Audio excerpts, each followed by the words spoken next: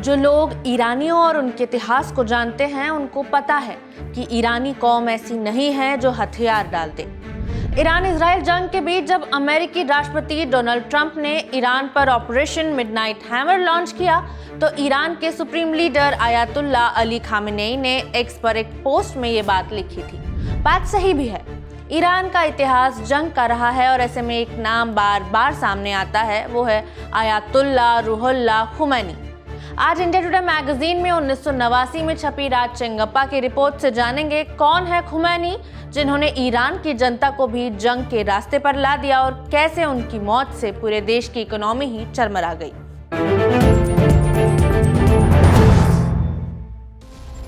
नमस्ते, मेरा नाम खुशबू है और आप देख रहे हैं इंडिया टुडे हिंदी। खुमैनी की गहरी आंखें, सफेद दाढ़ी और काली पगड़ी वाला चेहरा दशकों तक ईरान में क्रांति का प्रतीक रहा। हालात ये थे कि उनकी मौत के बाद भी उनका प्रभाव कम नहीं हुआ बल्कि और बढ़ गया। खुमैनी 86 साल के थे जब साल 1989 में हार्ट अटैक से उनकी मौत हो गई। उन्होंने ईरान में शाह को हटाकर इस्लामिक क्रांति लाई और अपनी धार्मिक जुनून में उन्होंने आतंक का सहारा लेकर सुपर पावर तक को चुनौती दे दी। इराक के साथ 8 साल तक जंग लड़ी, लेकिन आखिर में उन्हें शांति का कड़वा घूंट पीना ही पड़ा। इसके अलावा उन्होंने लेखक सलमान रुश्दी की मौत का फरमान जारी करके पूरी दुनिया को हिला दिया था। खुमैनी की मौत के बाद उनकी लोकप्रियता और बढ़ गई। खासकर तेहरान के बाहर बहेश्ते ज़हरा कब्रिस्तान में उनकी कब्र पर लोग जुटते रहे थे। हालात ये थे कि भीड़ को रोकने के लिए अधिकारी कब्र के चारों ओर 4 बड़े कंटेनर लगाकर हेलीकॉप्टर से गश्त लगाया करते थे।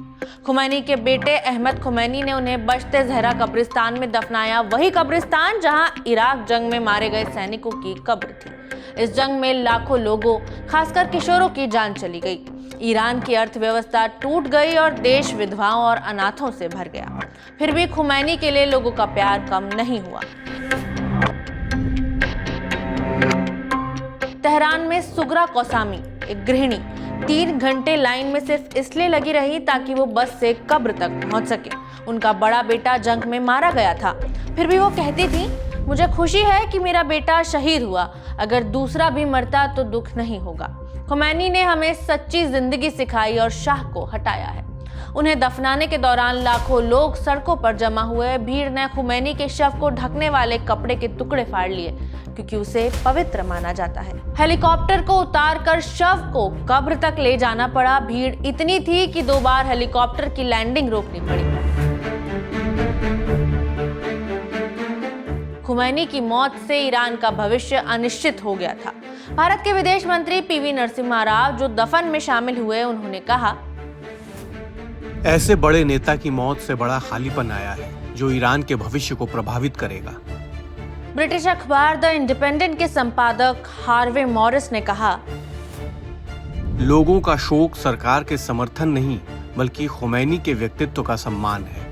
खुमैनी की धार्मिक शुद्धता पर तो कोई सवाल नहीं, लेकिन उनकी प्रशासनिक नीतियां काफी विवाद में रही थीं। जंग के उनके फैसले ने देश की अर्थव्यवस्था तोड़ दी थी। तेल जो ईरान की मुख्य कमाई थी, वो उस समय बजट का सिर्फ 70% हिस्सा ही पूरा कर पाता था। आधे से ज्यादा इंडस्ट्रीज बंद हो चुकी थी। पश्चिमी देशों से अलगाव ने ईरान के हालात और खराब कर दिए थे। तेहरान के बाजार जो अर्थव्यवस्था का केंद्र थे, खुमैनी की मौत के शोक में कई समय तक बंद रहे। एक कारण ये भी था कि व्यापारी अनिश्चित रहे कि आगे क्या होगा।